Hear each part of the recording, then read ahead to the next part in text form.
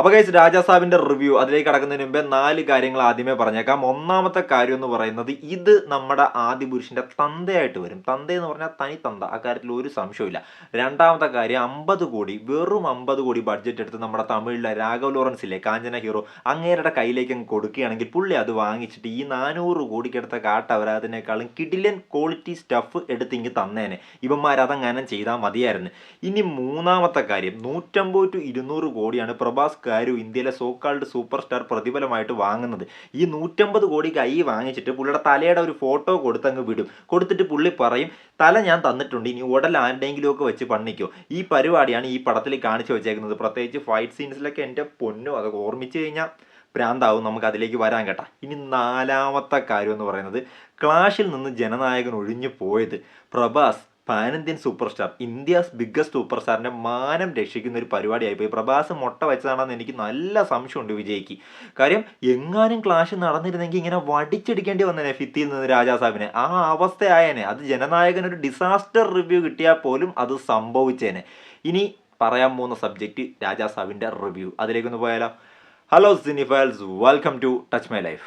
Clutch പിടിക്കുകയാണെങ്കിൽ ഇന്ത്യയിലെ ഏറ്റവും കൂടുതൽ ഓഡിയൻസ് ഉള്ളൊരു ജാനറാണ് ഹൊറർ കോമഡി എന്ന് പറയുന്നത്. ആ ഹൊറർ കോമഡി ജാനറിൽ വന്നേക്കുന്ന സിനിമകൾ പ്രത്യേകിച്ച് പറഞ്ഞെങ്കിൽ ബോളിവുഡ്, നോർത്ത് ഇന്ത്യൻ മാർക്കറ്റൊക്കെ തൂത്തുവാരി യുവമാർക്ക് പിടിക്കായിരുന്നു. അവിടെ ഇറങ്ങിയ ബുൾബുലെ 2, 3, സ്ത്രീ 2 ഇതൊക്കെ റീസെൻ്റ് ആയിട്ടുള്ള എക്സാമ്പിൾസ് ആണ്. അപ്പോൾ അമ്മാതിരി മാർക്കറ്റുള്ള ഒരു ജാനർ എടുത്തിട്ട് ഇന്ത്യയിലെ ബിഗ്ഗസ്റ്റ് ഹൊറർ കോമഡി ഫ്രാഞ്ചൈസി എന്നൊക്കെ അടിച്ചു വിട്ടൊരു ട്രെയിലറൊക്കെ ഇറക്കി വന്ന പടമാണ് രാജാസാബ്. എങ്ങാനും പോസിറ്റീവ് ആയിരുന്നെങ്കിൽ, അല്ലെങ്കിൽ ഒരു മിക്സഡ് റെസ്പോൺസ് കിട്ടിയിരുന്നെങ്കിൽ പോലും ഇത് ബോക്സ് ഓഫീസിൽ കത്തിയേനെ. പക്ഷേ ഈ അവസ്ഥയിൽ പ്രഭാസ് എന്ന് പറയുന്ന പാൻ ഇന്ത്യൻ സൂപ്പർ സ്റ്റാർ നല്ല രീതിയിൽ ബോക്സ് ഓഫീസിൽ ഈ എക്സ്പോസ്ഡ് ആകാനായിട്ടുള്ള എല്ലാ സാധ്യതകളും കാണുന്നുണ്ട്.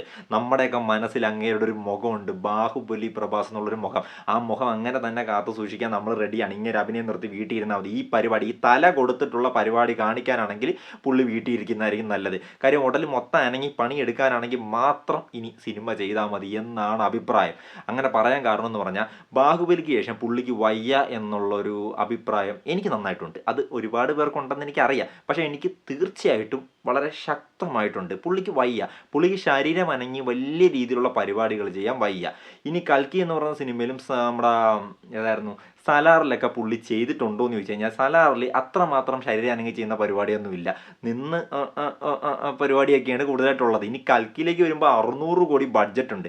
ആ ബഡ്ജറ്റ് വെച്ച് കുറേ പരിപാടികൾ ഇവന്മാർ VFX മറ്റതും മറിച്ചതൊക്കെ ഇട്ട് ഒന്നും മെനയാക്കി കാണിച്ചിട്ടുണ്ട്, പണി അറിയാവുന്ന ഡയറക്ടർ ആയതുകൊണ്ട്.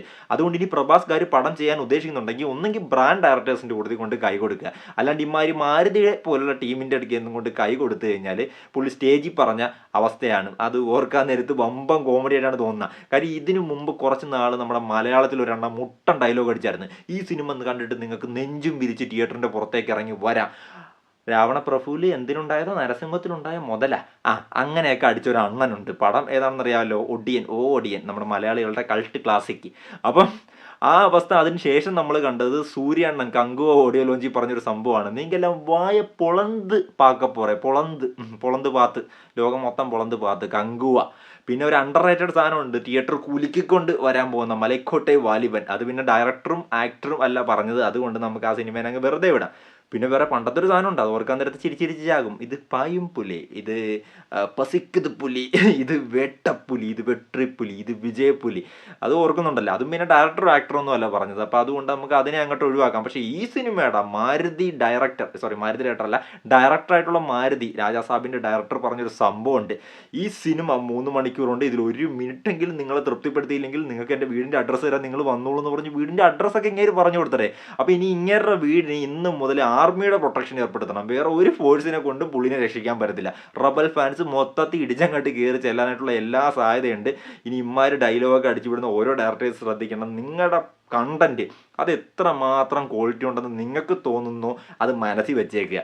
അത് പ്രേക്ഷകർ കണ്ടിട്ട് തീരുമാനിച്ചോളൂ. നിങ്ങൾ സ്റ്റേജിൽ കയറി നീ കൊണയടിക്കാനാണെങ്കിൽ പിന്നെ ഞങ്ങൾ എന്തിനാ കാശ് കൊടുത്ത് കാണാൻ പോകുന്നത്? കണ്ടിട്ട് ഞങ്ങൾ പറഞ്ഞോളാം. ഇനി വീണ്ടും രാജാസാബിലേക്ക്.